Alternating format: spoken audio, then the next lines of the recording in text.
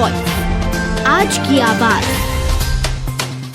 मध्य प्रदेश की आर्थिक राजधानी इंदौर में साइबर क्राइम की कार्रवाई के दौरान एक नाइजीरियन को पकड़ा गया था, जिसका केस न्यायालय में भी चल रहा था। पकड़ में जांच के बाद में इसे दोष मुक्त कर दिया गया। वहीं पर कई महीनों से यह एमजी रोड थाने में ही रुका हुआ था, जहां पर पुलिस के अधिक प्रयासों के बाद में 28 फरवरी को वह अपने देश वापस लौट सकेगा। दरअसल यह पूरा मामला साल 2012 का है, जहां पर ऑनलाइन धोखाधड़ी के मामले में एक नाइजीरियन को साइबर सेल के द्वारा दिल्ली से गिरफ्तार किया गया था, जिसका नाम विजडम ओबिनिन चिमिंची था। जिसके बाद में नाइजीरियन को पकड़कर यहां से दिल्ली से उसे गिरफ्तार किया गया था, जिसके बाद में 420 सहित विभिन्न धाराओं में उस पर केस भी दर्ज किया गया था। न्यायालय में उसे पेश किया गया, जहां से उसे जेल की सलाखों के पीछे भेज दिया गया था।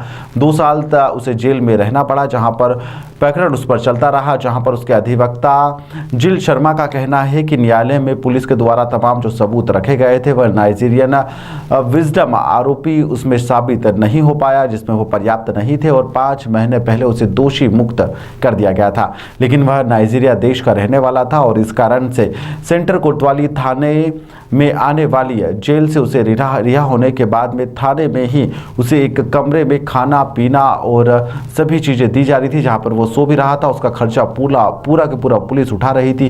पिछले 5 से 6 महीने से लगातार वह थाने में ही रह रहा था, जो कि नाइजीरिया देश का रहने वाला है। उसे मुलाकात करने वाले लोग भी थाने पर ही आते थे।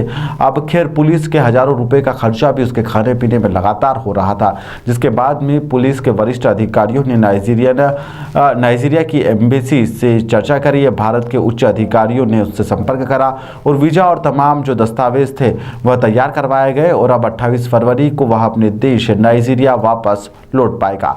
इसके लिए उसके परिवार वालों ने भी काफ़ी मदद करी है और कई बार उसके परिवार वाले यहाँ मुलाकात करने के लिए भी आए थे। बताते हैं कि वह देश में घूमने के लिए आया था और फिर उस पर केस में चला और वह एक केस में फंस गया था और इसके चलते उसे जेल की सजा भी हुई थी।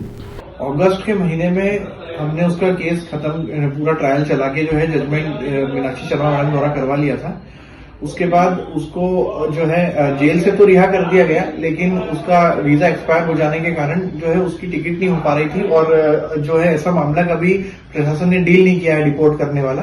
तो इस हेतु चूंकि वो सेंट्रल जेल में बंद था, उसकी सेंट्रल जेल का जुरिसडिक्शन एमजी रोड थाना था, तो एमजी रोड थाने पर उसको रखा गया था। As a prisoner, as a कैदी नहीं रखा गया था, उसको एक रूम दिया गया था थाने वालों द्वारा। उसके रहने खाने का जो भी प्रबंध था उनके द्वारा किया गया।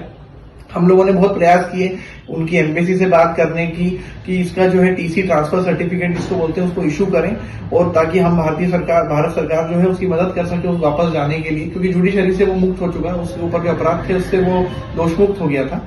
लेकिन चूंकि नाइजीरियन एम्बेसी बहुत स्लो है और उन्होंने महीनों तक, अगस्त से लेके आज फरवरी आधा हो गया है, उन्होंने बहुत जो है हमारे प्रशासन ने, हमारे कमिश्नर साहब ने जो उनको लगातार ईमेल करवाए, एक्सटर्नल अफेयर्स वाली मिनिस्ट्री है उसको इंक्लूड किया, लेकिन नहीं हो सका था कुछ भी। अभी कुछ दिनों पहले जब ट्रांसफर हुए, नई मैडम आई हैं, आईबी एसीपी हैं सेजल भदौरिया मैडम, उन्होंने जो है दिल्ली जाकर एक्सटर्नल अफेयर्स में और एम्बेसी में बात की।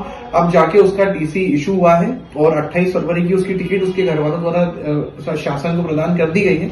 अब वो शासन जो है उसको 28 फरवरी को दिल्ली ले जाएगा और वहां से उसकी फ्लाइट रहेगी उसकी नाइजीरिया की। मतलब 28 फरवरी को यहाँ से इंडिया से निकल जाएगा नाइजीरिया। 28 फरवरी को वो दिल्ली पहुंच जाएगा और वहां से उसकी फ्लाइट है नाइजीरिया, वो चला जाएगा। ठीक है वकील साहब, नाम आपका? जिल शर्मा।